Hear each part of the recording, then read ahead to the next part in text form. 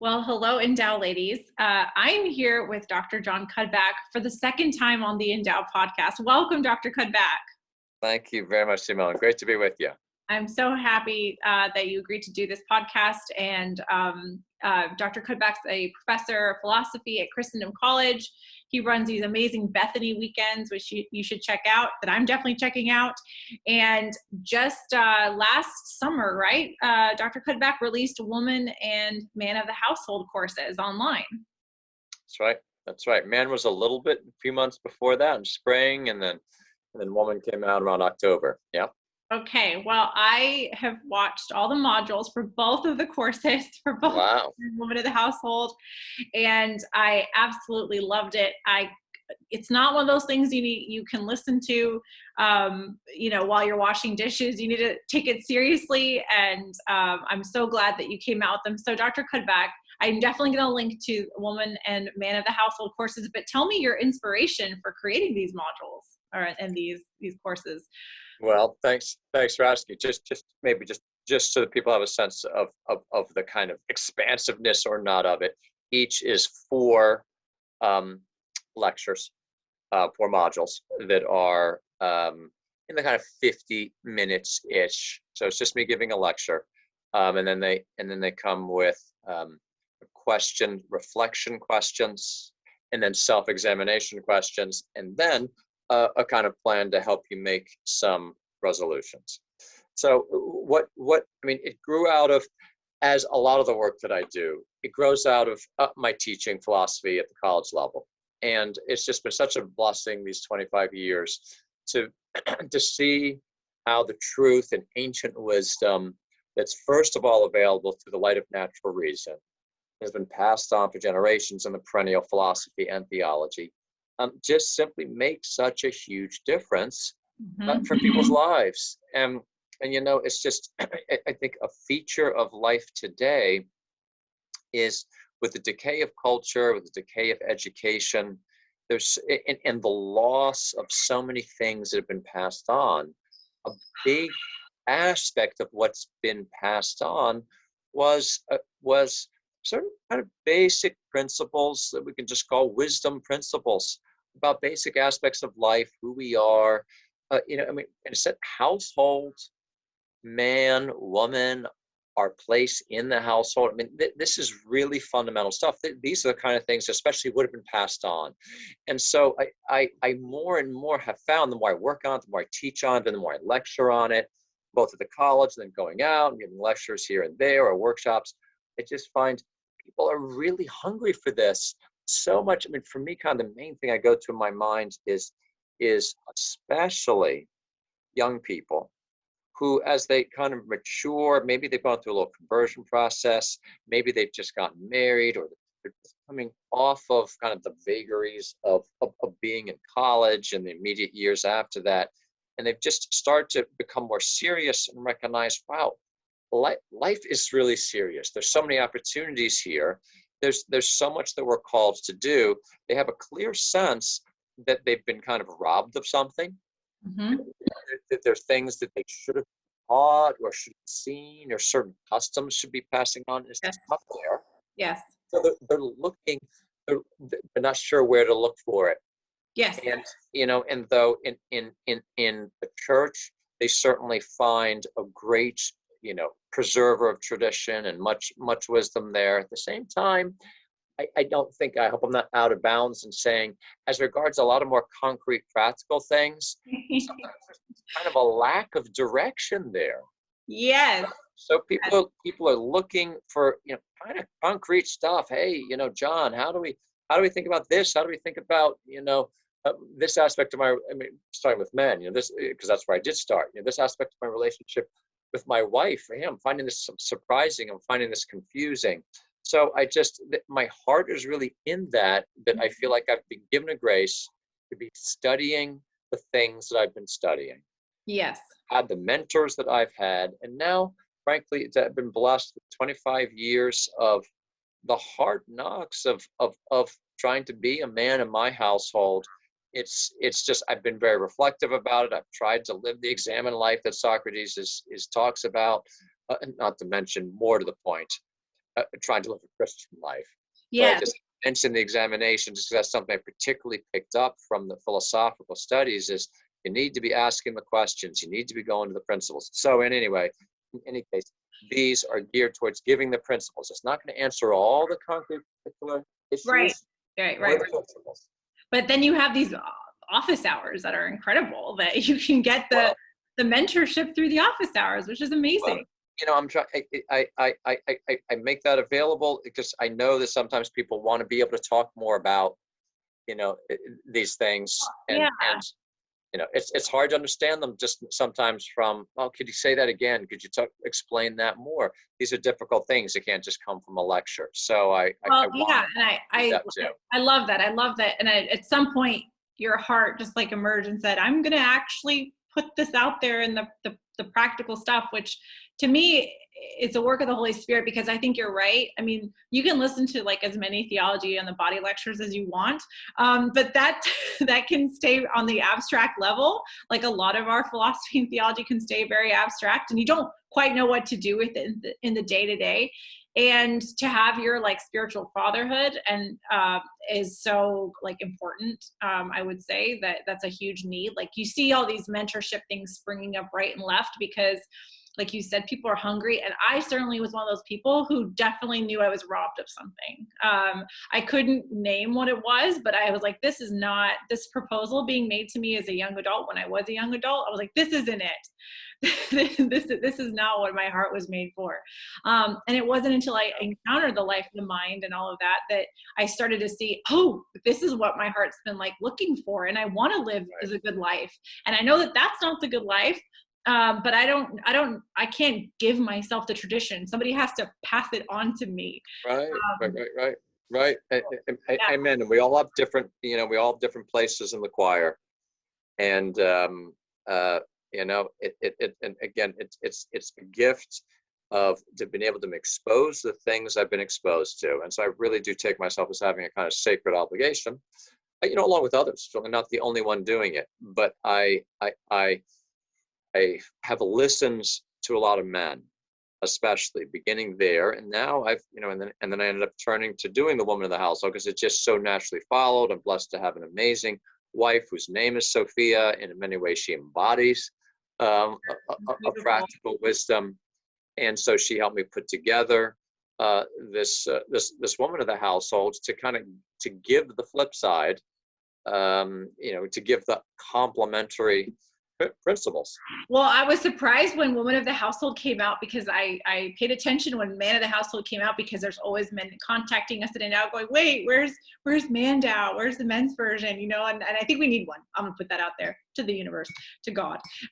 But so I try to collect as many resources for men as possible to point them to, and there are some out there, but I was so excited when Man of the Household came up because, well, I've been like listening to you and being taught by you for years. So I trust you, and sound philosophy, just learning to refine my own philosophical thinking. But then this is like household stuff. This is actually what philosophy and good theology is for. It's for our lives to be enriched. And I know you do that so well in your blog, Lifecraft. I thought, oh, this is great. I can't wait to tell the men in my life this. And when I finished listening to those modules, I had a man approach me and say, could you pray for me? I need to be more present to my wife in a certain way. And I thought, I just finished listening to Man of the Household, and Dr. Cuddeback literally just started just like in such a nuanced way. You were talking about the masculine genius and the feminine genius, and how it took you, you said it, 25 years, right? The experience of your own, grappling and growing in the household. And I really appreciated just the honesty of that in the modules. But then I had something very concrete to pass to him. I was like, hey, I think this is for you. So I hope everyone listening checks it out and recommends it. And there's so many things in there. I took a lot of notes for myself and so forth. But one of the things that I thought was so helpful was because we don't want to, like, when we talk about the masculine genius and the feminine genius, we don't want to fall into like stereotypes, and like stereotypical, not just about the roles, but about the personalities, right? Like, if you're nice, you're a woman. If you're mean, you're a man, and just Right, like sure. all of these stereotypes we want to be liberated from, because we're all such like unique little creatures.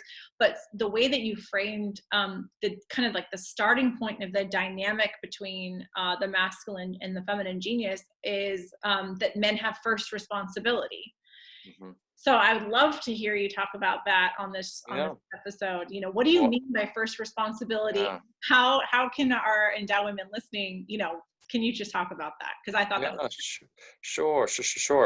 I begin with the conviction, Simone, that there is an astounding natural plan, and that this natural plan has been obscured by a lot. It's been obscured by bad teaching. It's been obscured by bad practice. It's been obscured by ideology. And part of the whole problem is it's become much harder for us to talk about these things. But really think it's come to such a pass where certain key words immediately have a ring that has been given to them now by the state of the current discussion.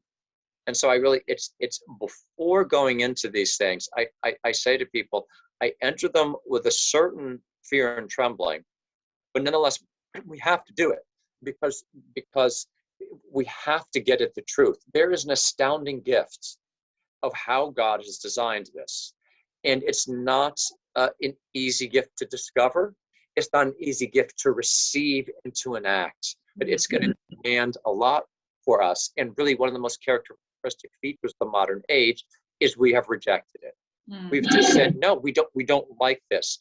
We don't like how God has designed things, making there be, for instance, the natural difference between man and woman for their own common good and the common good of the broader community, rooted in objective truth, rooted in a calling to spiritual goods, to higher goods. There's so many aspects of the modern worldview, and it's being more individualistic, it's being more self-centered, and it's being more materialistic, and it's being more hedonistic. All of these things, all in their own ways, are working against that beautiful plan.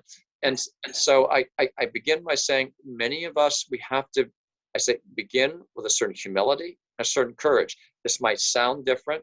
It might feel different. We have to be ready from the start. I really want to encourage people to be willing to look again. Be willing, maybe there's something here that we haven't yet seen that in fact is something that's true about what God wants to give to us. All right, so that is the background.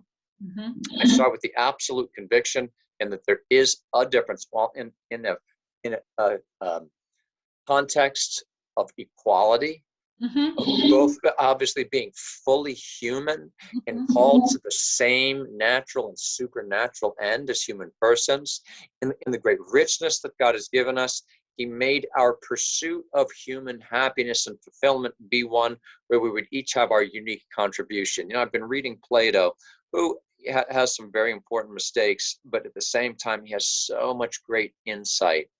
And in the Republic, one of the things he keeps emphasizing, it's really been jumping out at me this time than reading it, is to be attentive to nature and natural differences. And to see how there's a plan of nature that is always for the common good. Difference for the common good. Difference for the common good. A difference then that brings us together so as to be able to flourish together. And so that's one of the most beautiful aspects, is the more that we see this, the more we realize that the rejection of the difference between man and woman is a rejection of the unity that they're called to. If we keep insisting that they're the same, paradoxically, that will isolate us from one another, because we're missing the natural plan for how we come together. So that said, man is naturally a crafter. Man is someone who naturally has a sense that he wants to make something and make something great. Now, that could sound like a stereotype. And here's the thing. We do have to speak in certain generalities here. it shows up differently in different men. I think the reality is, the truth is, I think if we look at this honestly, there is a very important truth there that's captured by these kind of terms, right?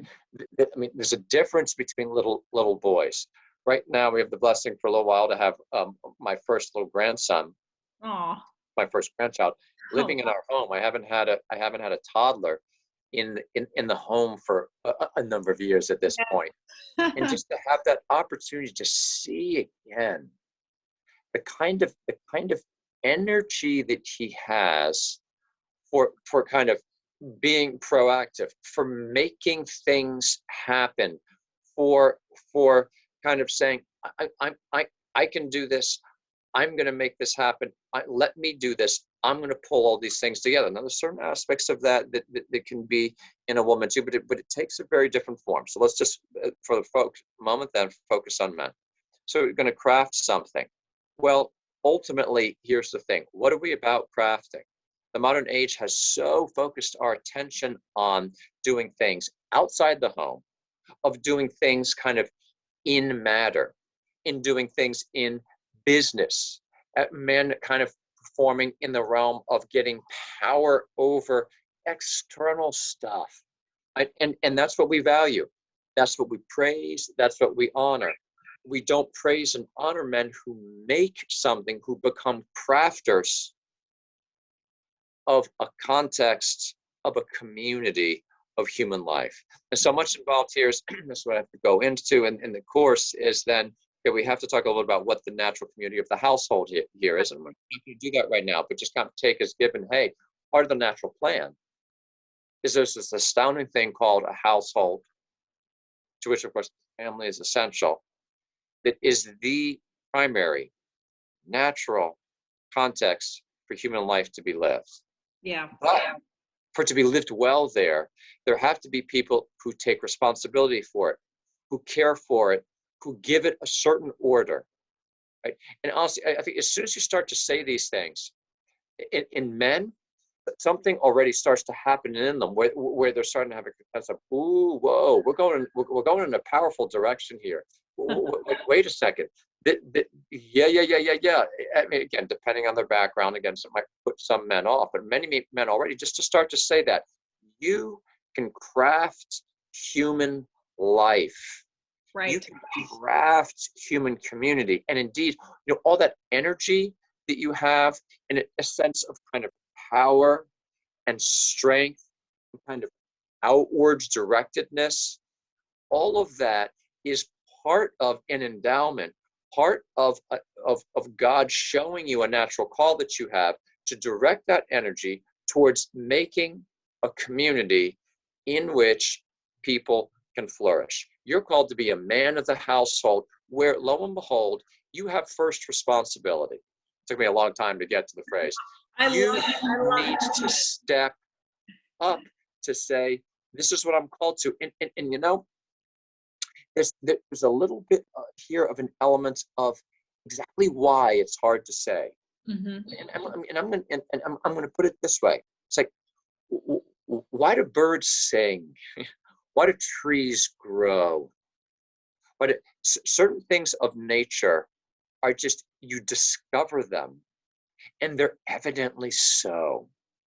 And one thing about men, it's clear if we have eyes to see, is that they are designed to take the initiative and say, hey, this is something that I am drawn to take responsibility for, I want to take responsibility for, and that clearly is then further enacted in their falling in love with a woman, inviting her to come and join them, join with them, to join him in the project that he has begun in his very masculine, outward, initiating, energy-filled, strong way to begin to conceptualize.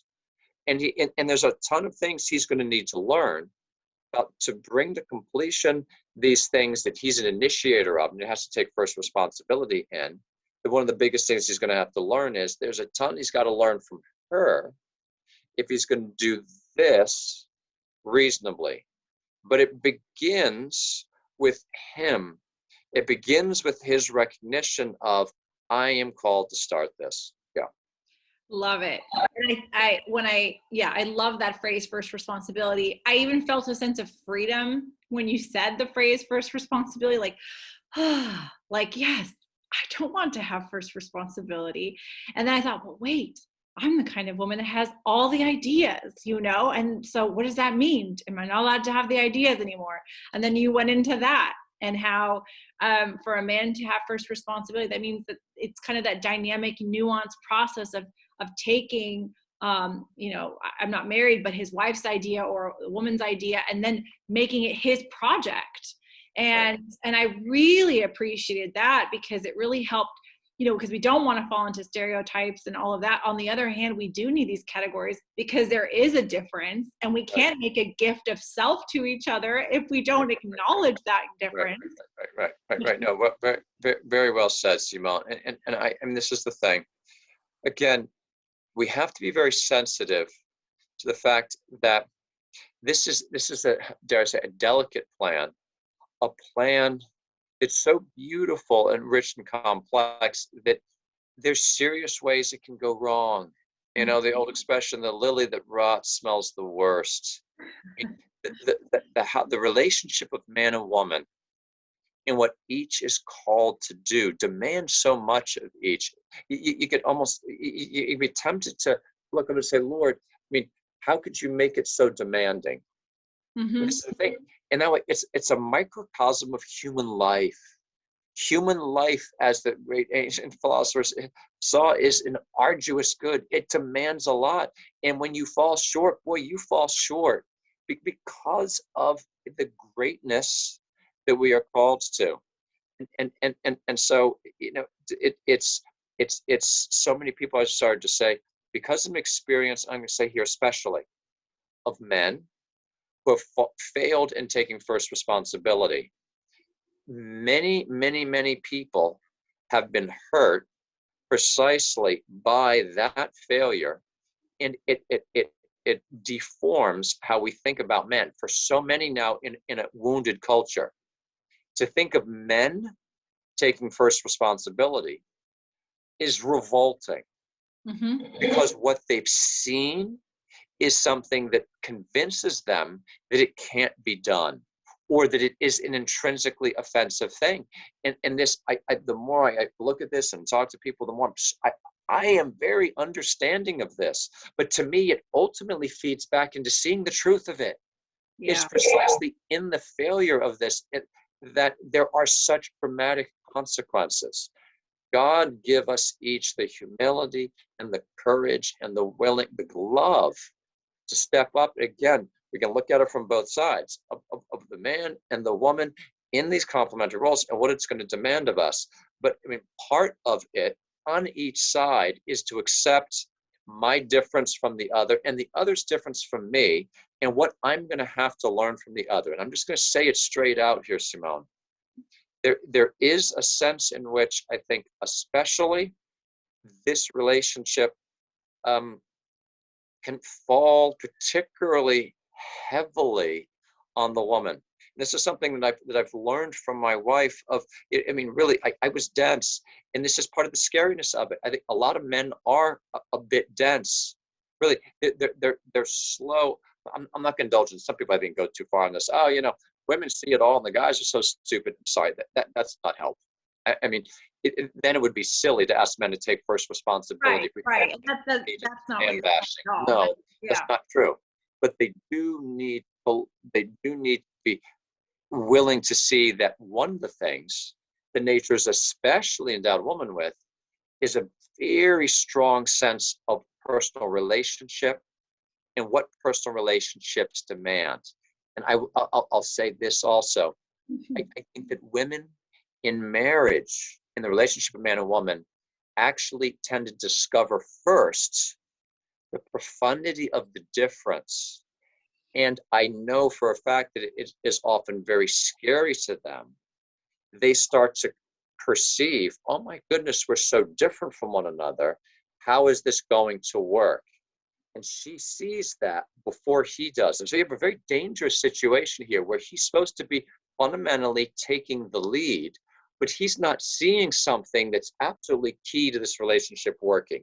And right there is one of the first instances of where I say, if we look humbly, it's such an astounding design, because it's custom made, literally. This wasn't accidental, it's custom made literally to demand this incredible growth on both sides of being willing to, as it were, fall on our face and accept what we haven't seen.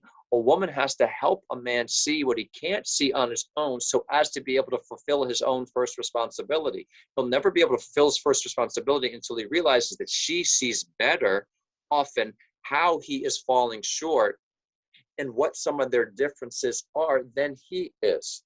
But that never threatens that he is still called to step up and take first responsibility for initiating that this is working, for making sure that we each have our place. There's always a man's first responsibility to make sure that he's doing what he's supposed to be doing, and frankly, that she's fulfilling her role. Part of his first responsibility is to see, are we both respecting that? Yeah. So he's not capable of doing that unless he helps. So I'm talking too much. Simone, direct me. No, not at all. I could just keep listening to you, Professor, for, I mean, I could. Right. I actually do. But and I think it's just so healing. I felt such an emotional release, even just hearing you talk about it and first responsibility, but then also the respect that like true men have for understanding this gift of women and this genius of women. And then part of the whole protect and provide thing that we talk about all the time in the church is actually like listening to her and, for her to cultivate her own genius, to present her idea in such a way as to be well received. And this is where there's no formula or theology that's going to take away what you said, which is that this is complex, nuanced, and very particular to, we can talk about it in general, but also specifically within each unique individual household, right? Right. Those personalities. Right. But I find it exciting to talk about, and I find it exciting to think of the fact that if we took this very seriously, and like you said, like the world is 100% against all this in the most dramatic ways that never like imaginable, that we could never have imagined. But if we can do this and really witness to this, then I think we could really be what church is, which is a source of healing.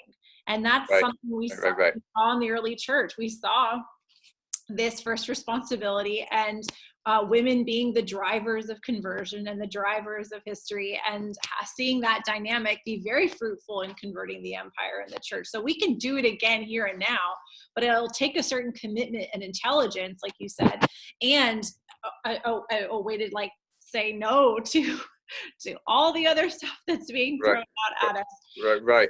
Can I make a quick comment on that, Simone? Part of the problem is that society has followed a perverted masculine view. Mm-hmm. As a whole, we think of life through a bad version of masculinity, in over externalized success, power, success in the external forum context.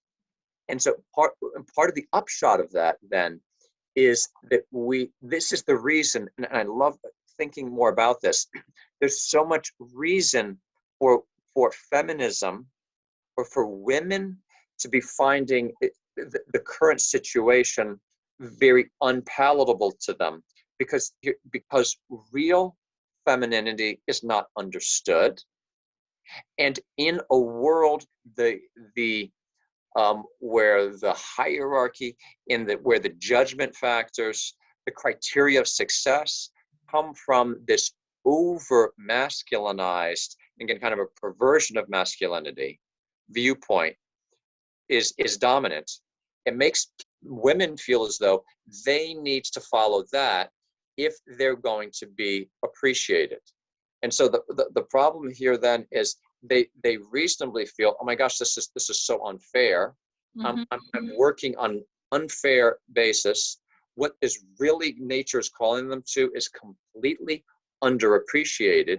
And so then in this phony version, then even a number of kind of traditionally minded people still not quite getting understanding properly, say, well, women are supposed to do this.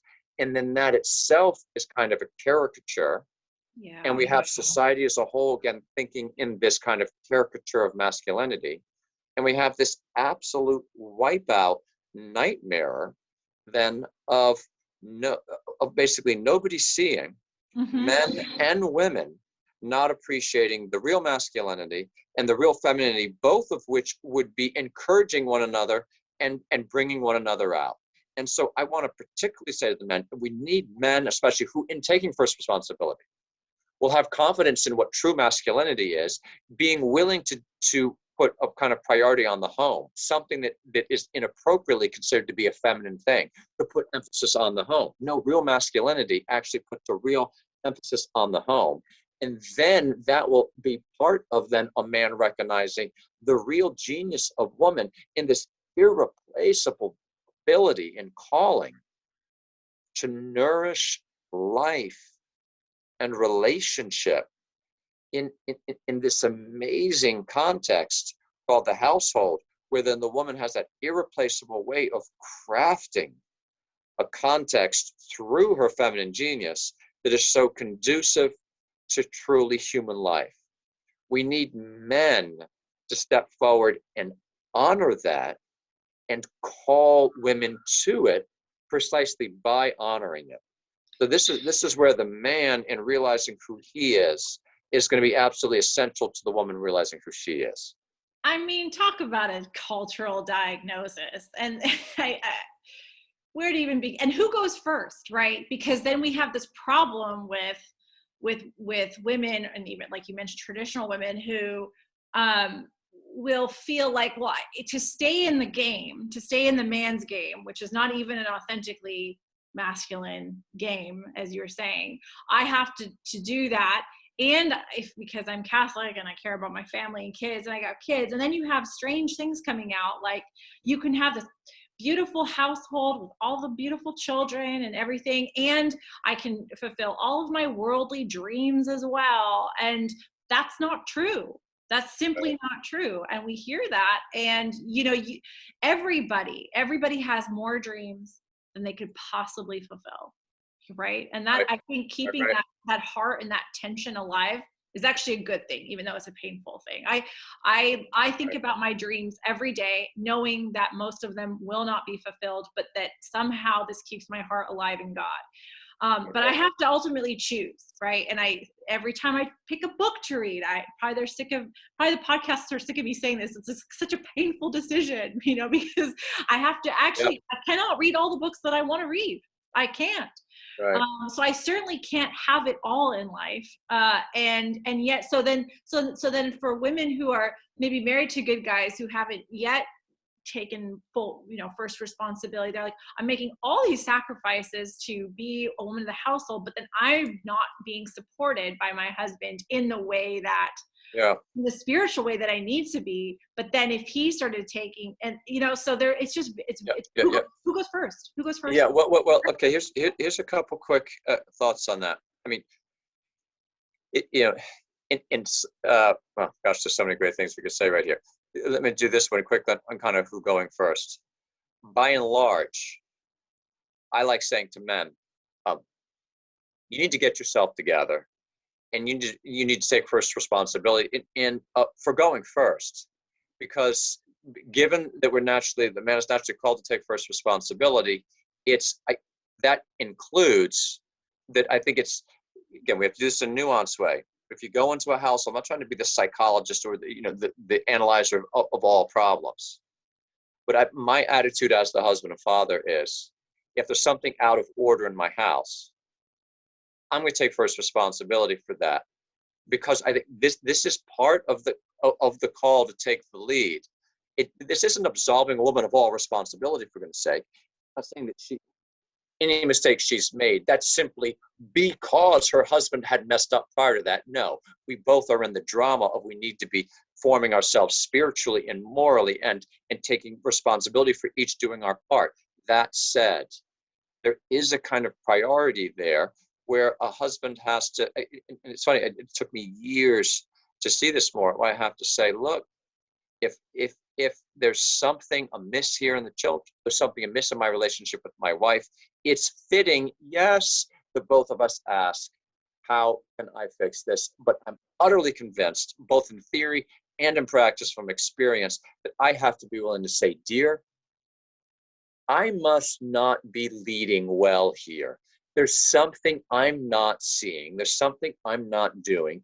And I just tell you right now, though, I'm not exactly sure what it is.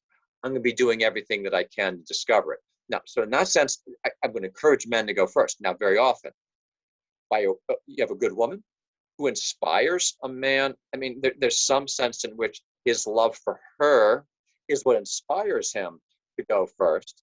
And so by a woman, just by being herself, can call him up. And even in a situation, it doesn't have to begin with the man having seen this. Sometimes the good woman has been faithful, has continued to kind of be trying to be feminine, but in her appropriate ways, saying to the man, I need you to do this, and kind of keep conveying it without stepping in and taking over. Mm-hmm. I think which is a mistake, an understandable mistake. And sometimes women have to step up and stand in for certain things a man are not doing. I know. But at the same time, there's a great strength and a nuanced beauty of the woman who's able to say, kind of act by being more feminine. I know when you don't unfold exactly what it is, but still, just by being more feminine, I'm going to try to draw him into, right? So in that sense, the woman can lead. But if I may, let's go back to the other thing of, all right, women. I'll say this straight out: the household, especially the children, need the bodily presence of a woman more and more often than they need the bodily presence of a husband and father. And so there is a sense in which a woman, in getting married and becoming a mother, is committing herself to something that's going to be very difficult, very demanding, but it is going to be more all-absorbing for her than it is for the husband. I will say that outright. Now, let me try to nuance that a little bit. Let me come back and say this. A husband, I think, does need to lead in this way. And one of the reasons that women are again, very, I think, reticent, not finding themselves particularly inspired to kind of give up their larger dreams to spend most of their time and energy in the household, is because men are not appropriately doing that either. This kind of phony masculinity that has overvalued, executive success. I mean, look, ladies and gentlemen, we got male listeners too. We have male listeners. There we go, ladies and gentlemen. We need to recognize there's a place and a value to success in the business world, but I submit it is way overvalued.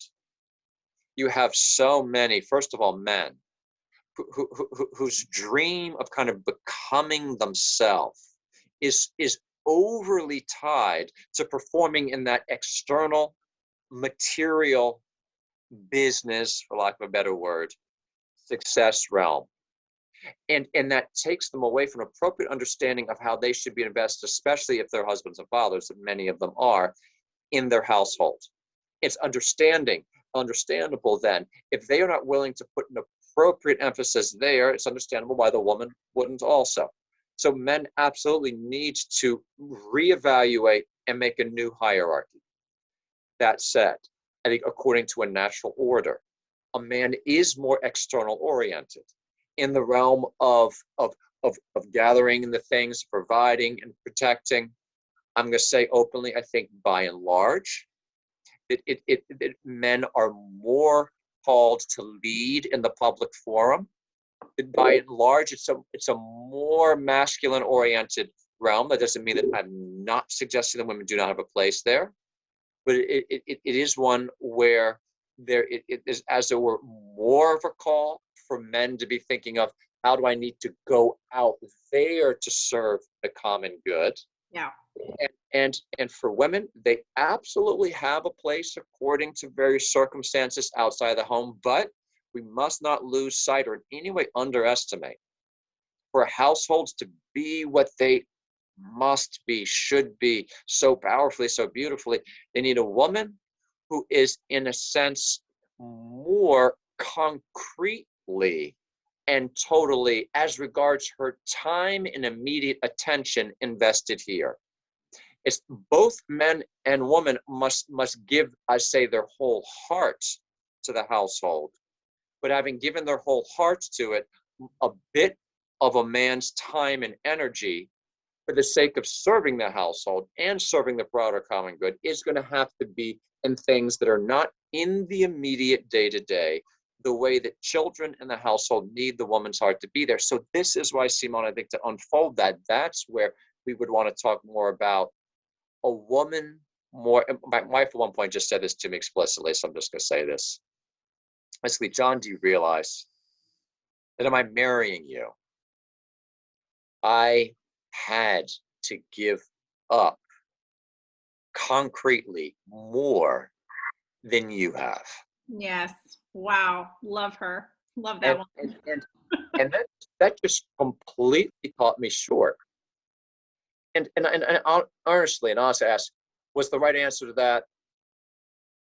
Oh no, Sophie, that's not true. Baby, you didn't have to Yeah, give you up can have it all. Don't worry still. all those things that you gave up. My wife is not only a mother in our household.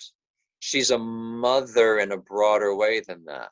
Nonetheless, her motherhood in our household, this incomparably beautiful and powerful thing that has been such a blessing to so many, both in and outside our household, she was able to do because she was willing to make a kind of sacrifice, right, that I didn't. Yeah. I mean, that's real, right? Finally, someone said it out loud. Well, and it's I think real. so. Let's just say it, because we can say all the other stuff and it sounds great and it sounds marketable, but this is real life. And she was right that she said that to you. And wow, how helpful that is to hear. Because again, sometimes when I'm looking out at Catholic social media influencers, I'm like, I can't quite put it the way your wife did, because I'm not married and run a household with children, but I know that what they're saying doesn't resonate. Right. But somehow, like, Right. it's just not cutting it. And just looking at my own family of origin upbringing and the sacrifices that were made. And so you have to like choose what you value and choose what you're called for. And I think John Paul II holds that nuance so well, because at the same time where he's thanking women in whatever their personal vocations are, working professionals, working moms, stay-at-home moms, stay-at-home wives, appointing a lot of women to these Vatican, positions. At the same time, what he's saying over and over and over again is that women of the household and mothers and wives, our society continues to degrade. And that if the more we continue to measure women, not by the eternal measure of the Holy Trinity, which is this great phrase from Letter to Women, but by like what you were saying, right, about this like hyper masculine, not even authentic masculine culture out there. The more that he's like, we can have all the, and I think he says this in his letter to the UN Secretary General, or is it even Evangelium Vitae? I can't remember, but he says, we can have all the right laws and rules and everything, equal rights for women and all that. But since women play such a fundamental role in the household, in family life, how are we really bringing justice to our children and to people if we make her feel guilty for taking her out of her context? Yes. So I love that. And so, amen, Simone. And here's the thing: just there's some women right now, obviously listening, we're not married, and maybe they never will be married. And this isn't to say somehow, the only full real woman is the woman who is the wife and mother in the household. We're not saying that. No. I do absolutely hold that all women are called to be mothers, and there's an incredible richness, right, to the notion of motherhood in these other ways of exercising a real motherhood. So but I mean, what we're advocating here for is just a reevaluation, a new vision where we all recognize, regardless of what each of us individually is called to, that there is this unique primacy and power of what happens in a household that is so particularly expressive of femininity, and how we need to value again and support again the women who recognize that and who are willing to kind of honor that in their lives. And again, there's always, depending on the different circumstances, it's not saying that they can't have a job outside the household. Right. It's not saying that they don't have specific, as Edith Stein so perfectly, properly, appropriately points out, that femininity, and John Paul II, of course, does too, have a unique role in the various professions and how there's a particular need for that presence there. Now, we still need to talk about how. Again, we have to keep our balance here. I think it's a bit imbalanced and unbalanced to just then say, so we need femininity and the professions out there, so ladies, just go. I mean, honestly, that I'm not going to say that. Somehow we keep in balance, motherhood.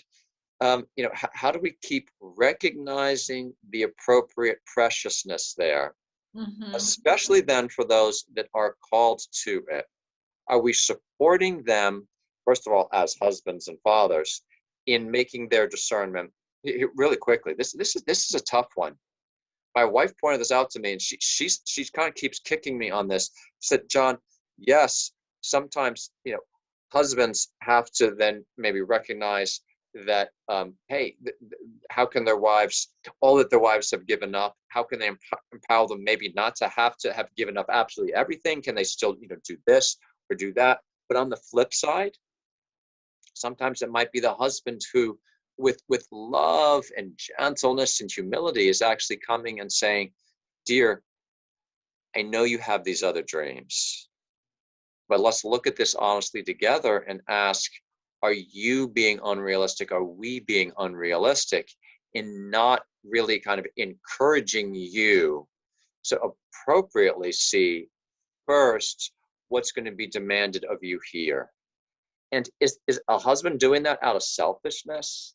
Is a husband doing that to lord it over his wife? God grant that he be doing that in humility and in truth, and coming from a place where he too has shown, God grant, that he's willing to sacrifice. We're all called to great sacrifices. It just takes different forms. Oh my goodness!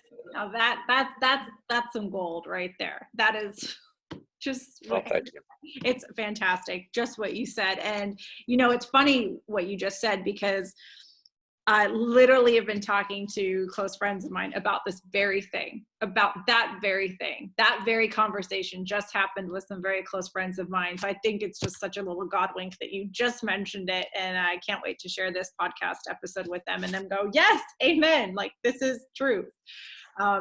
Thank you. There's a lot more to talk about here. There's a lot more to talk about, but this little taste, I really just want to direct everyone to your blog, Lifecraft and Man in the Household and Women in the Household course. And anything else you want to say before we say goodbye, Professor? This was fantastic. Thank you so much for all your work and all your teaching.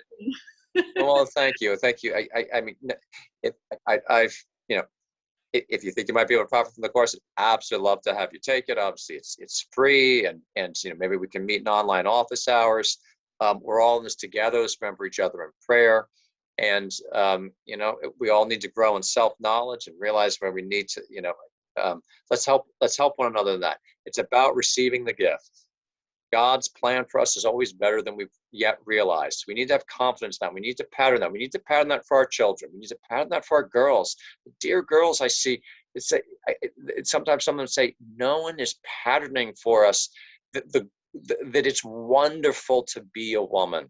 Yeah. So we need to be patterning for boys and girls, for men and women, the gift that it is. Let's just keep trying to discover it together.